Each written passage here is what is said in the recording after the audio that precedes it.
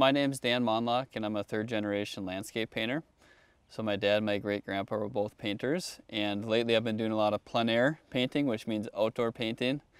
And we are out at the Quarry Park in St. Cloud, Waite Park actually, today to do a little painting on scene.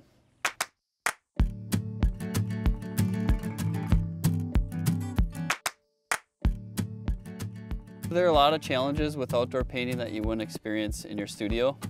It requires a little bit different set of equipment, and so I've got a portable easel and a different palette, but that's stuff that you can buy pretty easily.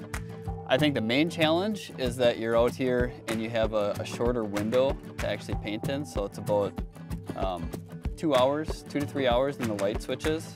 And so you've got a very short window to do your best to capture the scene.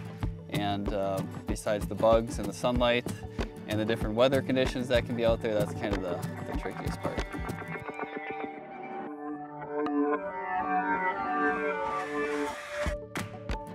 I started painting when I was in the 9th grade, and I remember driving with my dad one day, and he's an artist, and just saying that I would kind of like to start painting. And I don't know why I had that feeling, I just wanted to start, and he didn't really say much, but then I woke up the next day and laid out on the kitchen table was everything I could ever possibly need to paint a picture, all laid out for me. And so I started painting, and I haven't stopped since.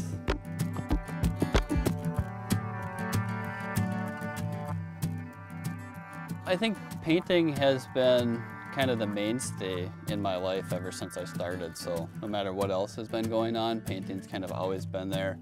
If not at the forefront like it is kind of now, it's always been in the background. So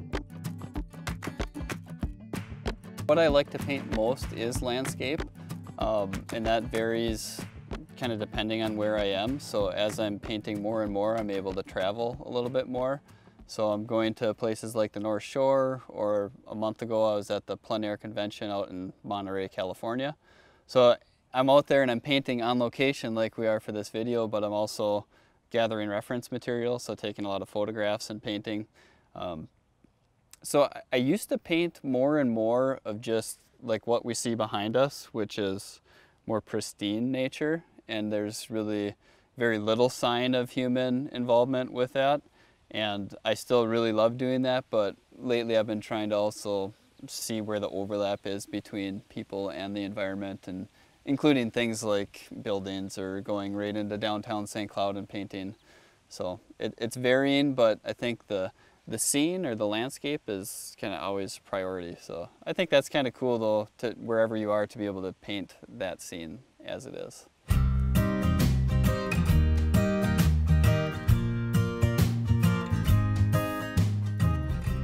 It's an architectural history project, so I painted 8 historically significant buildings in downtown St. Cloud. So there's places like the courthouse, and there's a couple of old theaters, and an old church, St. Mary's, which I've been painting a lot recently from the Lake George area downtown. So it was intended as a way to preserve the architecturally significant buildings through a painting, and also to be able to promote that art form too.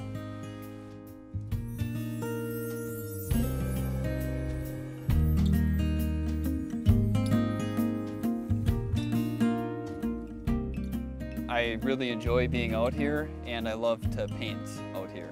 These were mined 50 to 100 years ago, and since then they've filled up with water, and so they create this like incredibly scenic, almost like a Northwoods boundary water type of atmosphere in the St. Cloud, central Minnesota area. And I just think that it's really different from a different scene from the farmland that's pretty prevalent, and the like hardwood deciduous forest that's common around here. So it feels different, which is really kind of fun to paint. It's very scenic, and I just think it's kind of a cool treasure for this area.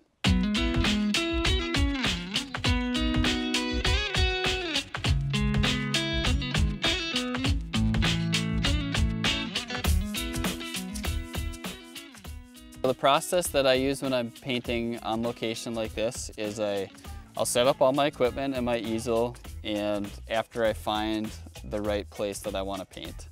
And usually I'm looking for something that's a very simple subject matter, so nothing that's overly complicated.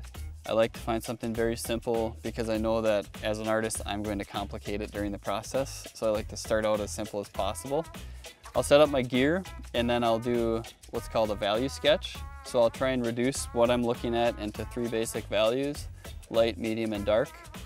And once I have the value sketch done, then I'll sketch out my subject again on watercolor paper, a little bit larger, and then I will do the painting in that same process: light, middle, medium value, and dark value. And that's pretty much it. That's the process. It usually takes about 2 hours, which is good because that's kind of your window before the light changes significantly and you're really looking at a totally different scene than when you started.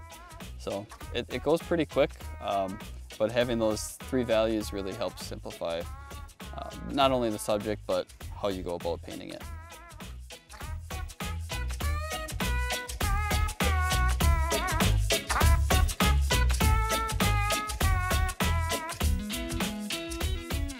There are a lot of landscape painters, there's a lot of watercolorists out there.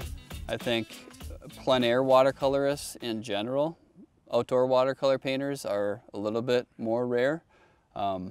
One thing that sets my work apart is that I like to use a lot of contrast. So I'm using rich color, very dark darks, a lot of contrast. And on top of that, I'm using what's called gouache, which is an opaque watercolor. And so that just has a slightly different look in the end. I'm able to go over the top of dark colors with light colors and kind of amp up the excitement and the color and the contrast in the picture.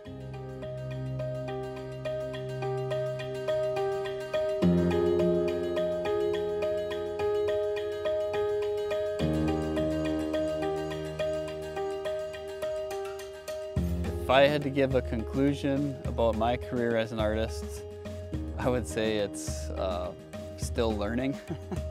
I've been painting for 17, 18 years, so I feel like I have a good grasp of what I'm doing, but I think the more that I paint, the more that I realize it is a journey. It's like you're constantly learning every time that you sit down to paint, and it's sort of like every time kind of feels like the first time in a sense, because it's always challenging no matter where your technical abilities are at, and that's the exciting part, I think, for me. So it's that challenge of depicting something as best you can is what keeps me coming back.